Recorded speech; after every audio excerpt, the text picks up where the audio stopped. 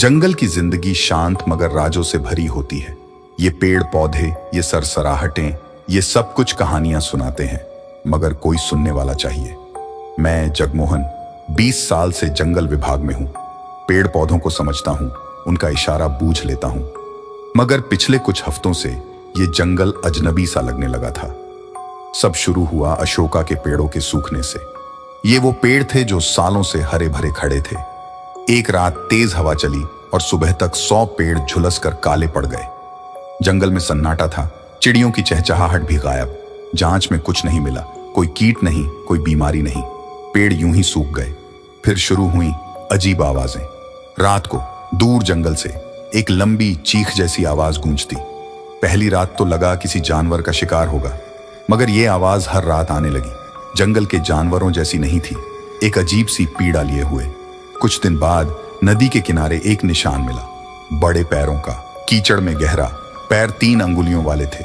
गांव के बुजुर्गों ने बताया ऐसे निशान सालों पहले भी देखे गए थे। तब गांव में अकाल पड़ा था। उस रात डर के मारे मेरी नींद उड़ गई। आवाज फिर आई और पास से सोचा टॉर्च लेकर निकलता हूं। जंगल में घना अंधेरा, पेड़ों के साए नाच रहे थे। तभी टॉर्च की रोशनी में कुछ चमका। एक पेड़ के पीछे लंबा काला साया खड़ा था। 3 अंगुलियों वाले पैर जमीन पर गड़े थे, आंखें लाल चमकती हुई मुझे घूर रही थीं। हवा में एक सड़ांध फैल गई, मैं हिल भी नहीं पा रहा था। फिर वो चीखा, ऐसी चीख जिसने मेरी रूह तक को कंपा दिया। टॉर्च हाथ से छूट कर गिरी, अंधेरे में भाग निकला। पीछे से वो भयानक चीख मेरा पीछा करती रही। सुबह बेहोशी की हालत में चौकी पर पाया गया। जंगल जाने से इनकार कर दिया, मगर मेरी ड्यूटी है। अब हर रात वो चीख, वो काला साया मेरा पीछा कर रहा है। ये जंगल अब मेरा साथी नहीं, दुश्मन बन गया है। इस राज को सुलझाने की हिम्मत जुटा नहीं पा रहा। बस ये दुआ करता हूं कि सूरज निकलने से पहले वो चीख ना आए। वही काला साया हर रात मेरा पीछा कर रहा है। जंगल विभाग के मेरे साथी हिम्मत करके जंगल में गए ये रहस्य सुलझाने के लिए, पर कोई वापस नहीं आया। अब मैं अकेला रह गया हूं इस भयानक जंगल और उसके राजों के साथ। बाहर की दुनिया दूर होती जा रही है। डर है कि कहीं मैं भी उन्हीं सूख चुके अशोका के पेड़ों जैसा ना हो जाऊं, पर हार नहीं मान सकता। ये जंगल मुझे कुछ बताना चाहता है। वो चीख कोई संदेश दे रही है। कल रात मैंने टॉर्च जलाकर रखी। जब वो आया तो मैंने हिम्मत करके उसकी तरफ टॉर्च जलाई। एक पल के लिए वो अंधेरे में खो गया। फिर धीरे धीरे उस काले साए से एक आकृति उभरी। वो इंसान जैसा था, मगर बेहद लंबा और दुबला। उसकी त्वचा राख जैसी थी और आंखें खून की तरह लाल। वो चीखा नहीं बल्कि बोला, एक अजीब सी भाषा में जिसे समझ पाना मुश्किल था। फिर उसने इशारा किया नदी की तरफ। क्या वो मुझे नदी के पास ले जाना चाहता है? क्या वहां कोई जवाब मिलेगा? अब एक नया डर है, मगर जिज्ञासा भी है। क्या ये जंगल मुझे बचाना चाहता है या फिर एक और खतरनाक जाल में फंसा रहा है? कल पता चलेगा, जब सूरज ढलेगा और जंगल की अजीब आवाजें फिर से शुरू होंगी। सूरज ढलते ही जंगल बेचैन हो उठा। पेड़ों में सरसराहट तेज हो गई, मानो वो मुझे कुछ चेतावनी दे रहे हों। हर चीख के साथ मेरी हिम्मत कमजोर पड़ती जा रही थी। फिर वो आया, काला साया अब थोड़ा सा स्पष्ट दिख रहा था। मैंने टॉर्च जलाई और उसका पीछा किया नदी की तरफ। रास्ते में वो अजीब निशान हर जगह बने हुए थे। नदी के किनारे पहुंचकर वो रुका। मैंने टॉर्च की रोशनी से पानी को टटोला। कुछ था, ठोस सा, पानी के अंदर। मैंने घुटनों तक पानी में कदम रखा और टॉर्च जलाकर नीचे देखा। वहां एक मूर्ति थी, काले पत्थर की बनी, एक लंबे दुबले इंसान की तरह। उसकी आंखें बंद थीं, मगर चेहरे पर शांति थी। उस मूर्ति के पास ही कीचड़ में गहरे पैरों के निशान बने हुए थे। समझ नहीं आ रहा था कि ये क्या है। तभी वो काला साया बोला, वही अजीब भाषा में। इस बार थोड़ी देर सोचने के बाद मुझे लगा मैं समझ गया। वो मूर्ति जंगल की रक्षक थी, उस इंसान जैसी दिखने वाली आत्मा की। किसी कारण से वो मूर्ति नदी में गिर गई और जंगल की रक्षा कमजोर हो गई। उस काले साए ने, जो शायद उस आत्मा का एक हिस्सा था, मुझे ये बताना चाहा। वो चीखें मदद की पुकार थीं।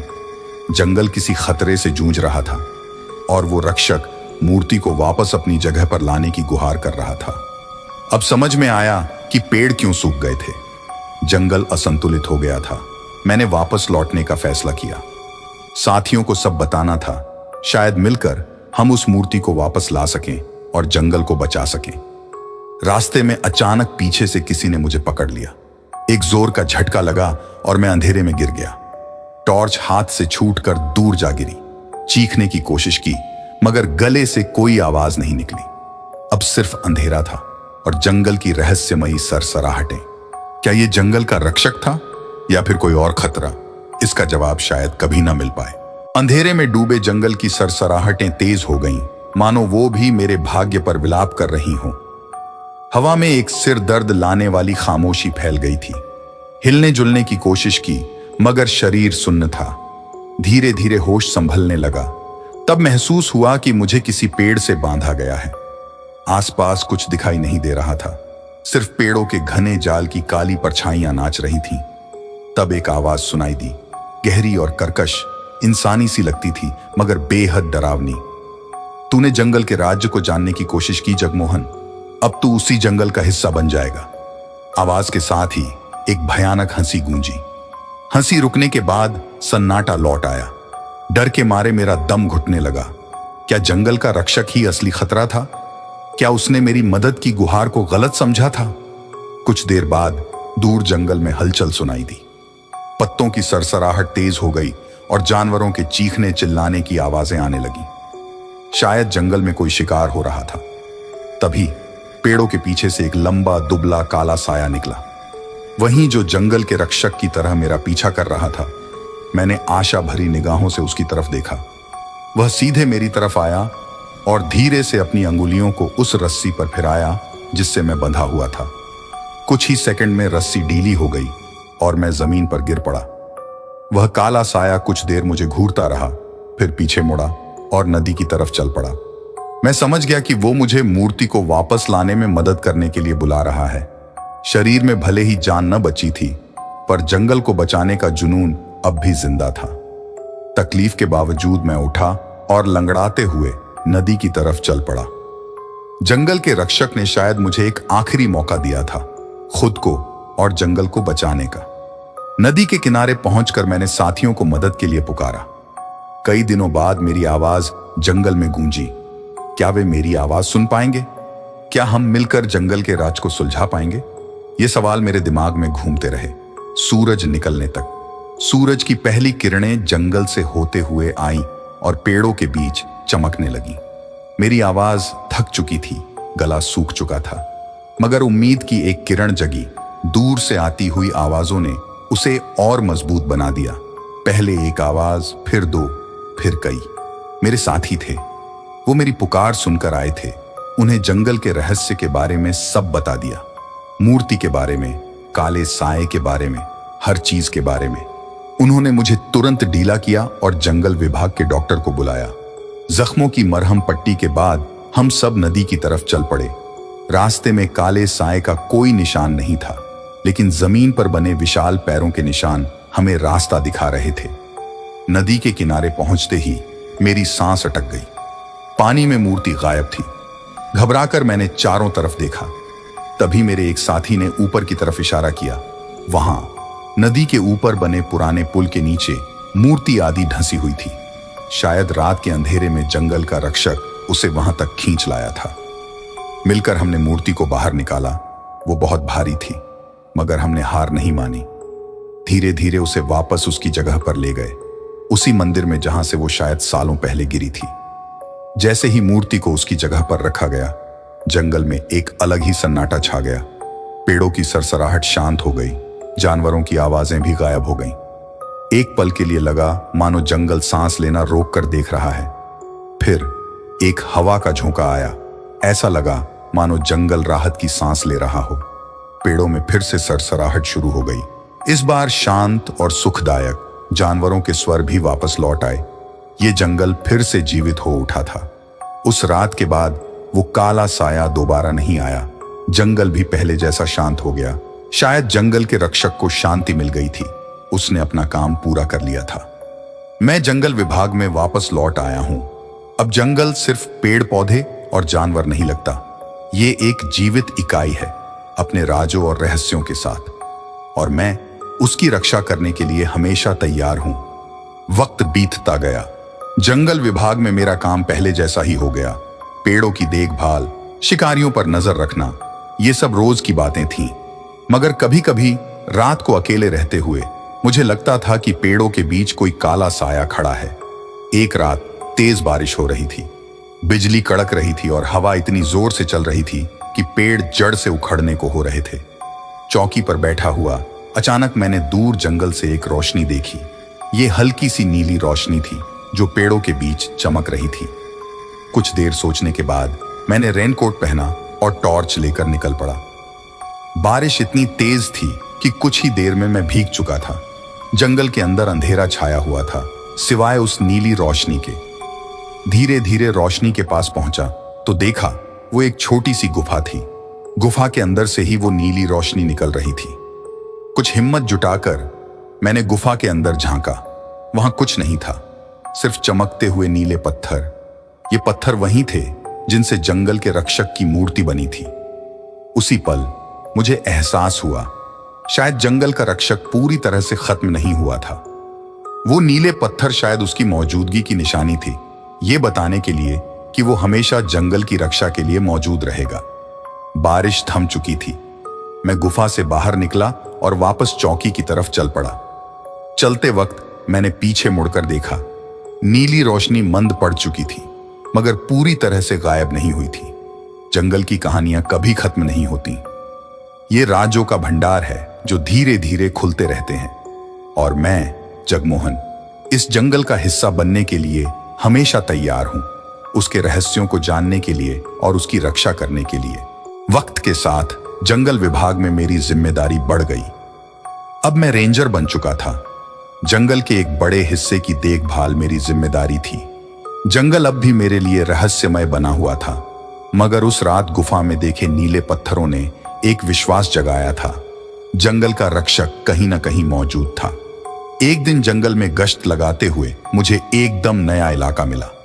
घने पेड़ों के बीच एक संकरा रास्ता था जिसे मैंने पहले कभी नहीं देखा था। जिज्ञासा जगी और मैं उस रास्ते पर चल पड़ा। रास्ता जितना गहरा होता गया उतना ही पेड़ कम होते गए। आखिरकार मैं एक खाली जगह में निकल आया। वहां सूरज की रोशनी सीधे जमीन पर पड़ रही थी, जो जंगल के बीच अचंभित करने वाली बात थी। बीच में एक विशाल मंदिर खड़ा था जिसे समय ने जर्जर कर दिया था। मंदिर की दीवारों पर अजीब सी आकृतियों की नक्काशी की गई थी जो मैंने पहले कभी नहीं देखी थी। मंदिर के करीब जाते ही जमीन पर बिखरे हुए काले पत्थरों का ढेर दिखाई दिया। ये वही पत्थर थे जिनसे जंगल के रक्षक की मूर्ति बनी थी। क्या ये टूटे हुए टुकड़े बताते थे कि रक्षक अब और मौजूद नहीं है? पर तभी मंदिर के अंदर से एक हल्की सी नीली रोशनी निकलती दिखाई दी। सांस रोककर मैं मंदिर के अंदर दाखिल हुआ। अंदर का वातावरण शांत और रहस्यमय था। धूल भरी हवा में मंदिर की विशाल मूर्ति धुंधली दिखाई दे रही थी, मगर मेरा ध्यान खींचा उस नीली रोशनी ने जो मूर्ति के चरणों से निकल रही थी। जैसे ही मैं करीब गया, रोशनी और तेज हो गई। गौर से देखने पर पता चला कि वो रोशनी दरअसल हजारों की संख्या में नीले कीड़े थे जो मूर्ति के चरणों में इकट्ठे थे। ये नजारा अजीब और खूबसूरत दोनों था। शायद ये कीड़े ही जंगल के रक्षक का नया रूप थे, उसी नीली रोशनी को बनाए रखने के लिए, ये बताने के लिए कि जंगल की रक्षा का सिलसिला कभी रुकेगा नहीं। मंदिर से बाहर निकलते हुए मैंने पीछे मुड़कर देखा। सूरज की किरणें जंगल के ऊपर फैल रही थीं। जंगल शांत था, मगर हवा में एक अलग सी ऊर्जा थी। शायद जंगल का रक्षक अपना रूप बदल चुका था, मगर उसका मकसद वही था, जंगल की रक्षा करना। और मैं, रेंजर जगमोहन, हमेशा उसकी मदद के लिए तैयार था। जंगल के ये रहस्य, ये कहानियां मेरी जिंदगी का हिस्सा बन चुकी थीं। कई साल बीत गए। जंगल रेंजर के तौर पर मेरी जिम्मेदारियां काफी बढ़ गईं। जंगल अब भी उतना ही रहस्यमय था, मगर उस गुफा वाले नीले पत्थरों और खंडहर मंदिर के नीले कीड़ों ने यह यकीन दिला दिया था कि जंगल की रक्षा किसी न किसी रूप में हमेशा होती रहती है। एक शाम दफ्तर से लौटते हुए रास्ते में एक बूढ़े आदिवासी से मेरी मुलाकात हुई। जंगल के मामलों में उनका अच्छा ज्ञान था। मैंने उन्हें खंडहर मंदिर और नीले कीड़ों के बारे में बताया। उन्होंने मेरी बात ध्यान से सुनी फिर एक कहानी सुनाई। उन्होंने बताया कि प्राचीन काल में यह जंगल एक शक्तिशाली राजा के अधीन था। राजा प्रकृति का बहुत सम्मान करता था और जंगल की रक्षा के लिए उसने एक शक्तिशाली तांत्रिक की मदद ली। तांत्रिक ने जंगल की ऊर्जा को अपने अंदर समा लिया और अपनी आत्मा को काले पत्थरों की मूर्ति में स्थानांतरित कर दिया। तब से यह मूर्ति जंगल की रक्षा करती आई थी। कहानी के अनुसार सालों पहले एक भयंकर सूखा पड़ा था।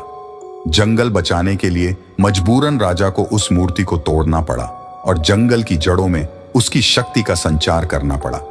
शायद मंदिर के वो टूटे हुए पत्थर और नीले कीड़े उसी मूर्ति के अंश थे जो अब भी जंगल की रक्षा कर रहे हैं। उनकी रोशनी इस बात का प्रमाण है कि जंगल की रक्षा का सिलसिला अजर अमर है। बूढ़े आदिवासी की कहानी ने जंगल के इतिहास का एक नया पन्ना खोल दिया। ये जंगल सिर्फ पेड़ पौधे नहीं, बल्कि पीढ़ियों की कहानियां, त्याग और प्रकृति के साथ जुड़ाव का प्रतीक था। अब रेंजर जगमोहन के रूप में मेरी जिम्मेदारी और भी बढ़ गई थी। जंगल की रक्षा करना ही नहीं, उसकी विरासत को सहेजना भी मेरा फर्ज बन गया था। जंगल के भविष्य के लिए आदिवासियों के ज्ञान का सहारा लेना जरूरी था। शायद यही वजह थी कि मैंने जंगल विभाग में आदिवासी समुदाय के लोगों को शामिल करने की पहल की। उनके ज्ञान और जंगल के साथ उनके सदियों पुराने रिश्ते को जंगल संरक्षण में इस्तेमाल किया जा सकता था। जंगल के राज कभी खत्म नहीं होते। हर कहानी एक नए सवाल को जन्म देती है, मगर जंगल के रक्षक का स्वरूप चाहे जो भी हो, ये यकीन है कि ये जंगल हमेशा अपनी रक्षा करना जानता है और मैं, रेंजर जगमोहन, उसकी मदद के लिए, उसकी कहानियों को सुनने के लिए हमेशा मौजूद रहूंगा। सालों बाद जंगल रेंजर के रूप में मेरी आखिरी तैनाती उस खंडहर मंदिर के पास ही हुई। सेवानिवृत्ति नजदीक थी, मगर जंगल का यह रहस्यमय कोना मुझे खींचता रहा। एक रात चांद की रोशनी जंगल को निहार रही थी। मैं मंदिर के बाहर बैठा हुआ था, पेड़ों की सरसराहट सुन रहा था। तभी दूर से एक हल्का नीला प्रकाश टिमटिमाता दिखाई दिया। पहले तो लगा मेरी आंखों ने धोखा खाया है, मगर रोशनी करीब आती गई। जल्द ही मैंने देखा कि वो वही नीले कीड़े थे, बड़ी संख्या में इकट्ठे होकर एक आकार बना रहे थे। वो आकार एक इंसान जैसा था, लंबा और दुबला, बिल्कुल उसी तरह का जैसा जंगल का रक्षक हुआ करता था। कीड़ों से बनी ये आकृति धीरे धीरे मेरी तरफ बढ़ी। मैं स्तब्ध खड़ा था, डर से ज्यादा सम्मोहन था। कीड़ों से बनी आकृति मेरे सामने रुकी। एक पल के लिए लगा मानो जंगल की आत्मा ही मेरे सामने खड़ी है। फिर हवा में एक हल्की सी सरसराहट हुई, मानो पेड़ मुझे कुछ बता रहे हों। जगमोहन, सरसराहट ने कहा, तूने जंगल को समझा है, उसकी रक्षा की है। अब तेरी कहानी भी जंगल की कहानियों में शामिल हो जाएगी। कुछ समझ नहीं आया। फिर कीड़ों से बनी आकृति धीरे धीरे मंदिर के अंदर चली गई, नीली रोशनी छोड़ती हुई।